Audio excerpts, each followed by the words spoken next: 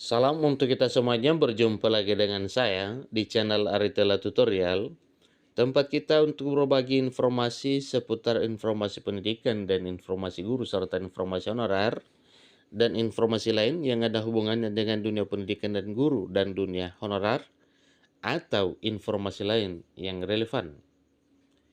Pada pertemuan ini saya menyapa seluruh Bapak Ibu honorer senair yang selalu setia melaksanakan tugas tanpa mengenal lelah dalam melaksanakan kegiatan pelayanan publik, baik di instansi pemerintah pusat, demikian dengan instansi pemerintah daerah. Saya yakin bahwa Bapak Ibu honorer selalu semangat dan selalu dalam keadaan sehat walafiat. Pada pertemuan ini ada satu informasi penting yang perlu saya sharekan kepada seluruh Bapak Ibu honorer terkait dengan revisi Undang-Undang Aparatur Sipil Negara yang sangat diharapkan oleh seluruh lapisan segera disahkan menjadi undang-undang. Lalu solusi untuk tenaga honorer jadi P3K paruh waktu batal? Begini kata Menpad RB. Nah, ini artinya Bapak Ibu terkait dengan pengesahan RUASN yang mana salah satu yang telah dimuat di dalamnya adalah solusi penyelesaian honorer. Apakah P3K paruh waktu ini dibatalkan atau tidak? Maka ini adalah satu hal yang perlu kita ketahui. Untuk itu, mari kita simak informasi yang Bapak Ibu. Dan jangan lupa tekan tombol subscribe, share, dan komen, serta nyalakan tombol notifikasinya, supaya semua informasi yang disalurkan melalui channel ini selalu update di layar Bapak Ibu.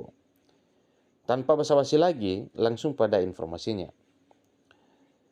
Revisi Undang-Undang Aparatur Sipil Negara yang membahas terkait tenaga honorer 2023 tidak mencantumkan pembahasan P3K paruh waktu alias per time. Ingat Bapak Ibu ya, revisi Undang-Undang Aparatur Sipil Negara yang membahas terkait tenaga honorer 2023 tidak mencantumkan pembahasan P3K paruh waktu alias per time.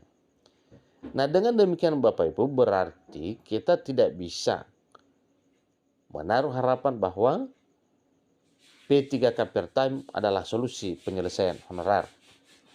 Padahal sebelumnya pemerintah tengah mewacanakan penyediaan jabatan P3K paruh waktu sebagai solusi menyelesaikan persoalan tenaga honorer di tahun 2023. Namun saat ini, saat pengesahan tahap 1, pemerintah bersama dengan Dewan Perwakilan Rakyat Republik Indonesia tidak memasukkan wacana P3K per time sebagai alternatif menyelesaikan permasalahan tenaga honorer. Menteri Pendayagunaan Aparatur Negara dan Reformasi Birokrasi, Menteri Pan-RB, Abdullah Azwar Anas, frasa P3K paruh waktu alias per time nantinya akan diatur melalui peraturan pemerintah. Sehingga dengan begitu, wacana P3K paruh waktu tidak akan dimasukkan ke dalam revisi Undang-Undang Aparatur Sipil Negara. Begitupun dengan aturan P3K full time alias P3K penuh waktu. Pemerintah berpandangan pengaturan terkait P3K yang dapat bekerja secara penuh waktu sebaiknya diatur dalam peraturan pemerintah sebagai peraturan pelaksana dari undang-undang ini. Ini ujar Anas dikutip Ayo Bandung dari Republika. Lebih lanjut, ia juga menambahkan bahwa wacana P3K paruh waktu dalam peraturan pemerintah perlu ditinjau ulang. Ada apa ditinjau ulang Bapak Ibu? Tentunya ada hal-hal yang perlu diambil satu kesepakatan. Sebab menurutnya hal ini akan berpengaruh terhadap proses pembuatan produk hukum agar tidak berubah-ubah dan bisa digunakan dalam jangka panjang. Jadi percantuman frasa paruh waktu dalam undang-undang ini kiranya perlu ditinjau ulang karena kaitannya dengan semangat yang dibangun untuk menciptakan produk hukum yang tidak mudah diubah-ubah dalam jangka waktu panjang, sambungnya. Sebagai informasi tambahan, kini pemerintah dan Komisi 2 Dewan Perwakilan Rakyat Republik Indonesia telah sepakat mengesahkan revisi Undang-Undang Aparatur Sipil Negara.